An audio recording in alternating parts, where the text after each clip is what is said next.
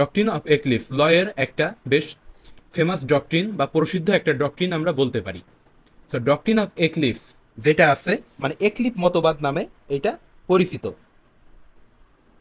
So এইখানে দেখেন সান এটা মেনশন আছে, এইখানে কি আর্থ মেনশন আছে, আর এইখানে কি চন্দ্রের কথা মেনশন আছে। সো আমরা এইগুলোর ব্যবহার আমরা ভেতরে যে দেখতে পারবো। তো ডক্ট্রিন অফ এক্লিপসের কথায় আসি। ধরেন এইটা বোঝার ক্ষেত্রে আমাদেরকে ধরে নিতে হবে পৃথিবী এইটা ওয়ার্ল্ড, ডব্লু নিলাম, আর এই সাইডে এইটা ওয়ার্ল্ড অলওয়েজ মাঝে রাখলাম, আর এই সাইডে আমরা সান রাখলাম। সো এইটা যদি সান হয়, এইটা যদি সান হয়, আর এইটা যদি মুন হয়, সো মানে আমাদের পৃথিবীর চারদিকেই তো চন্দ্র ঘোরে, এইটা হচ্ছে মুন এম। সো এইটা আমাদের পৃথিবী, আর এইটা চন্দ্র, এইটা চাঁদ। তো এইটা আমাদের পৃথিবী, পৃথিবীর চারদিকে চন্দ্র ঘোরে। সো যদি কখনো ঘুরতে ঘুরতে একেবারে সূর্য থেকে চন্দ্র বিচ্ছিন্ন হয়ে যায়, তখন চন্দ্রকে দেখা পসিবল না, কারণ চন্দ্রের যে লাইট ওইটা আমরা তখন একেবারেই দেখতে পাই না। কারণ কি, চন্দ্রের তো নিজস্ব কোনো আলো নেই, সূর্যের আলোই চন্দ্র আলোকিত হয়ে থাকে। সো যখন সূর্য থেকে একেবারে ডিটাচ হয়ে যাবে তখন হবে কি চন্দ্রগ্রহণ। আর যখন এইটা এই চাঁদ ঘুরতে ঘুরতে এইটা পৃথিবী আর এইটা সূর্য এর মাঝে চলে আসবে, চন্দ্র যদি এই পজিশনে চলে আসে, এই পজিশন বাদে, সো দেখা যাবে তখন সূর্যকে আর পৃথিবী থেকে দেখা যাবে না। সো তখন হবে কি সূর্য গ্রহণ, অর্থাৎ সূর্য দেখা যাবে না, অর্থাৎ মিলান হয়ে যাবে। তো এইটার সাথে মিল আছে, দেখি existing law which violates fundamental right, fundamental right. So এইটা বলা হচ্ছে আমাদের যে বাংলাদেশের সংবিধানের একটা লিগাল ডক্ট্রিন হচ্ছে কি ডক্ট্রিন অফ এক্লিপস। সো আমাদের সংবিধানের আর্টিকেল 26 সাথে সামঞ্জস্যপূর্ণ একটা ডক্ট্রিন হচ্ছে ডক্ট্রিন অফ এক্লিপস।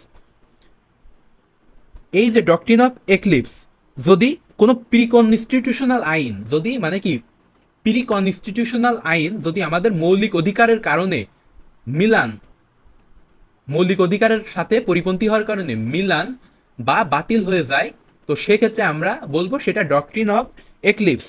অর্থাৎ the doctrine of eclipse equally applies, অর্থাৎ ইকুয়ালি অ্যাপ্লাই হয় pre constitutional and post constitutional laws if it violates the right with violates the right conferred are mention in the constitution. তো যদি কোনো কারণে কনস্টিটিউশনে উল্লেখিত মৌলিক মানবাধিকারের সাথে সংঘর্ষপূর্ণ হয় তাহলে মিলান বা বাতিল হয়ে যায়। তো ফান্ডামেন্টাল রাইটরে এরা রাখছে মাঝে।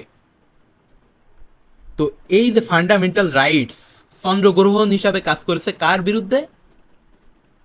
ল ইন কোশ্চেন, যে লটা এইটাই সেই ল যেটা মিলান হয়ে গিয়েছে। কারণ কি, চন্দ্র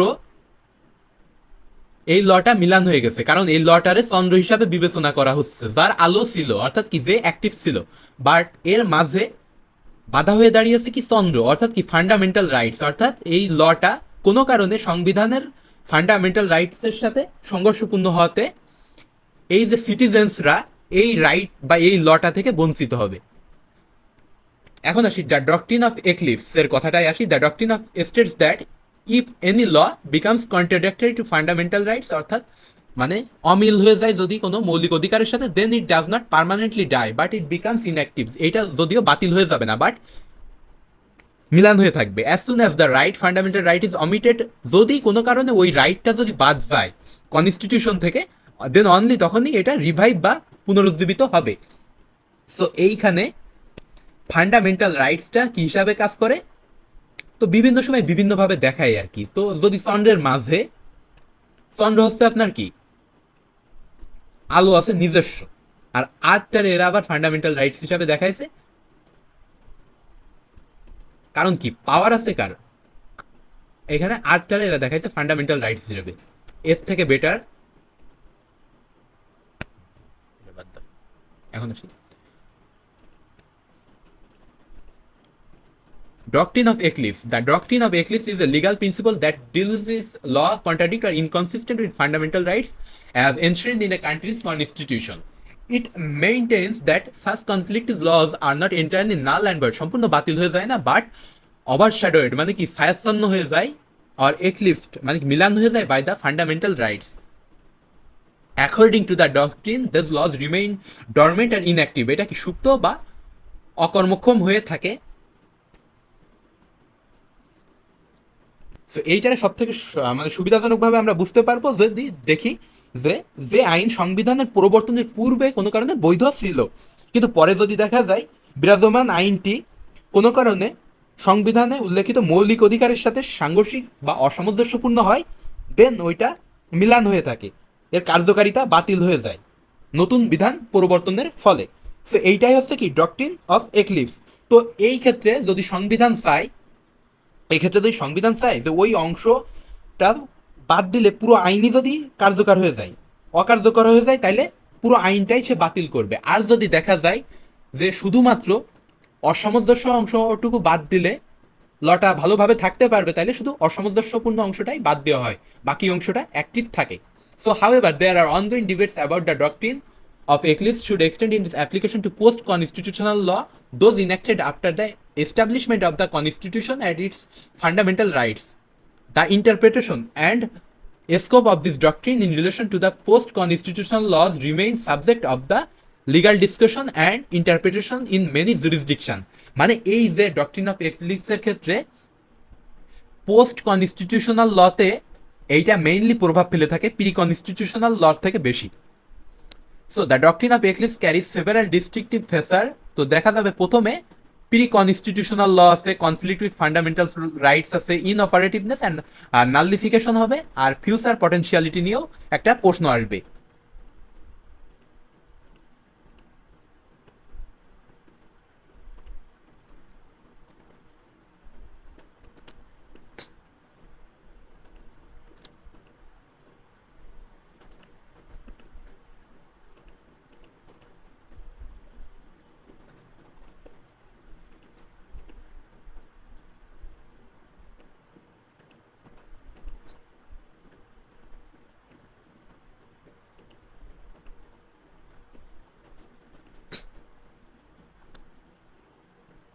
সো এইটার সাথে জড়িত যে বিষয়গুলো থাকবে আর কি, the doctrine of eclipse carries several distinctive feature, যে কিছু একটা ব্যাপার থাকবে, সেটা হচ্ছে প্রি কনস্টিটিউশনাল লর সাথে এর একটা সম্পর্ক থাকবে, যেটা যে it applies to law made before constitution. এখানে দেখি ইন্ডিয়াস আছে, এটা হবে বাংলাদেশ কনস্টিটিউশন, এখানে বাংলাদেশি এটা নিয়ে নেবেন, Bangladeshi constitution. Some of this laws clash to with the new rights guaranteed in the constitution conflict with fundamental rights. তো এটা সাংঘর্ষিক হবে কিসের সাথে? ফান্ডামেন্টাল রাইটসের সাথে। তো তখনই এটা মিলান হবে। মাস্ট ডাইরেক্টলি ক্লাশ উইথ, অবশ্যই প্রত্যক্ষভাবে ফান্ডামেন্টাল রাইটসের সাথে ক্লাশ করতে হবে।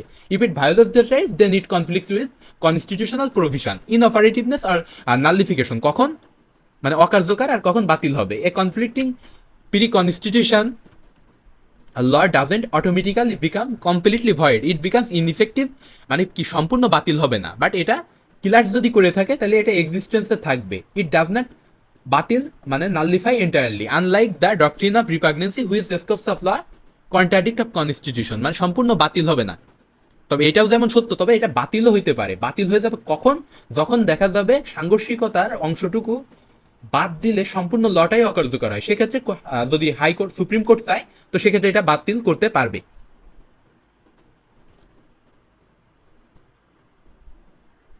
আর যদি মনে হয় যে বাতিল না করেও শুধু অসামঞ্জস্য অংশটুকু বাদ দেওয়া সম্ভব, তো সেক্ষেত্রে এটা মিলান হিসাবে বা এটা ল হিসাবে থাকবে। এখন আসি future of potential. The unique aspect of this doctrine is that eclipse law could regain its power of the constitutional changes to align with.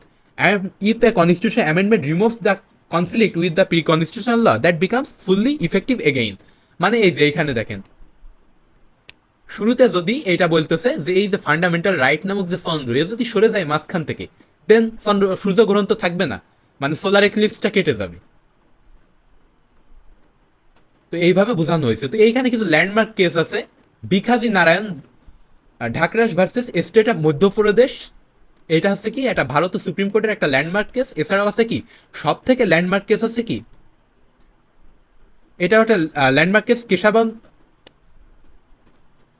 Keshab Madhav Menon versus state of Bombay case. The petitioner was prosecuted under the provision of the 1931 Act, the Indian Press Emergency Power Act, the publishing pamphlet with no permission. This case was still pending when the Constitution came into force and thus raised question regarding the prospective and retrospective effect of the article 31। দেখেন এখানে দুইটা ইফেক্টের কথা বলা হয়েছে, একটা হচ্ছে prospective effect, আর একটার কথা বলা হয়েছে যে রেট্রোস্পেক্টিভ ইফেক্ট।